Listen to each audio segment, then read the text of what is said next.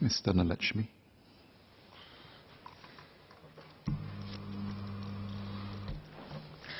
Mr. Speaker, Mr. Speaker, sir, I rise in support of the motion of the White Paper report on the ElderShield review as the basis for designing CareShield Life.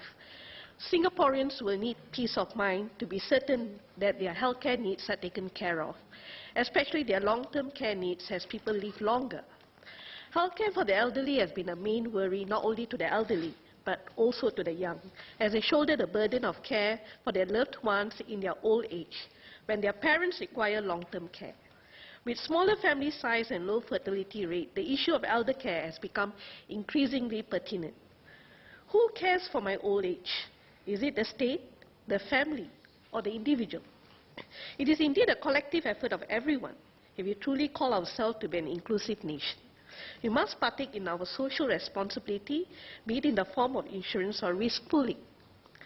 The recommendation put forward by the ElderShield Committee to strengthen our social safety net for Singaporeans addresses three key objectives which I fully concur: greater inclusivity, better protection, and affordability. These three areas are critical and help ensure that the proposed scheme is sustainable to meet the long-term care needs of Singaporeans. The scheme does not only benefit Singaporeans who require long-term care, but also their caregivers to cushion their financial burden on taking care of them. For this scheme to be effective, the proposed payouts need to be reviewed periodically to reflect the cost of living in Singapore, especially the healthcare costs. How often will the government review the adequacy of this payout? Certainly rises in the minds of many Singaporeans. Specifically, the amount should at least defray a significant portion of their expenses, transportation costs and caregiver costs, notwithstanding consumables and drugs. Is there any benchmark set to defray a certain percentage of the cost of long-term care? While we look at the social safety net for the long-term care need, we also must ensure that our healthcare cost is sustainable. The fear is, will the spiraling healthcare costs lead to escalating premium and cash outlay by Singaporeans? All efforts to contain healthcare costs must run in tandem with such insurance schemes. On recommendation 9, I support the call for the government to administer an enhanced scheme. The scheme should not be outsourced to third-party insurance companies, but instead be headed by the government to prevent third-party insurance companies from exploiting CareShield Life for the main reason of profiteering. We do not want a similar state of affair like in the past, where the integrated shield plan with no claim limit was sold as a sweetener to entice many Singaporeans, including the matured and older ones, at a very high premium with increasing age. Costs of medical bills become exorbitant with the full insurance coverage under the IP, and healthcare costs needs to be curbed for greater sustainability. To strengthen transparency, the government should have additional safeguards and periodic reviews of how these monies are utilized, especially when these monies are invested in varying investment portfolios.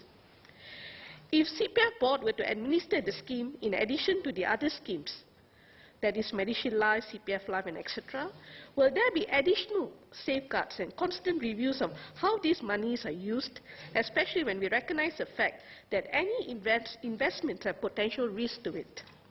In particular, how much loss is acceptable? What is the tolerance limit to risk and losses? Will the principle or perhaps an assurance of net gain over a time horizon, example 5 years, be adopted, since it is understandable that there are bound to be risks, that is losses and gains, for any investments? With CareShield Life being compulsory for all citizens from 30 years old, it will be a considerable sum of insurance monies to be managed by CPF board. What are the safeguards in place, and are there adequate controls and accountability and transparency?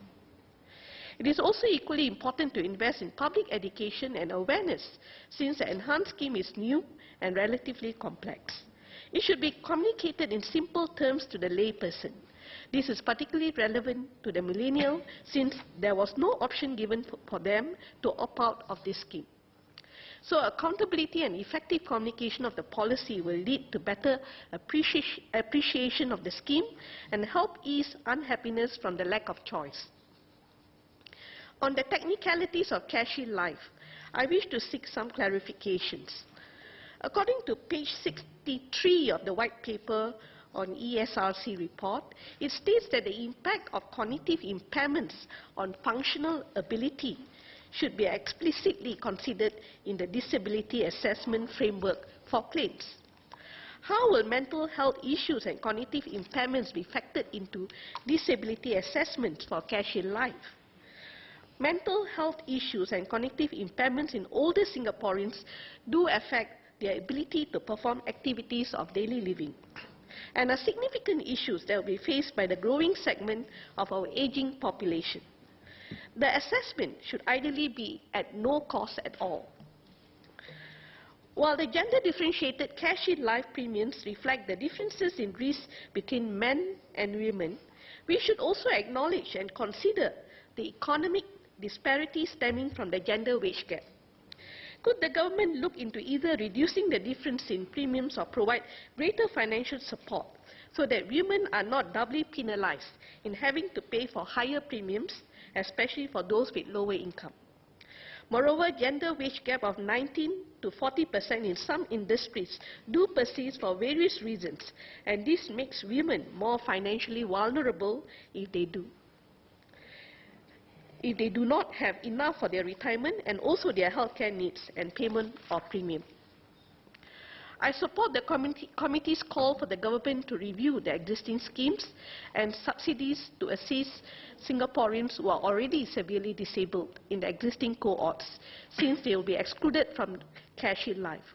However, why have such differentiated approaches for existing cohorts of Singaporeans with pre-existing disabilities under CareShield Life, whereas universal coverage was introduced with MediShield Life covering those with pre-existing conditions?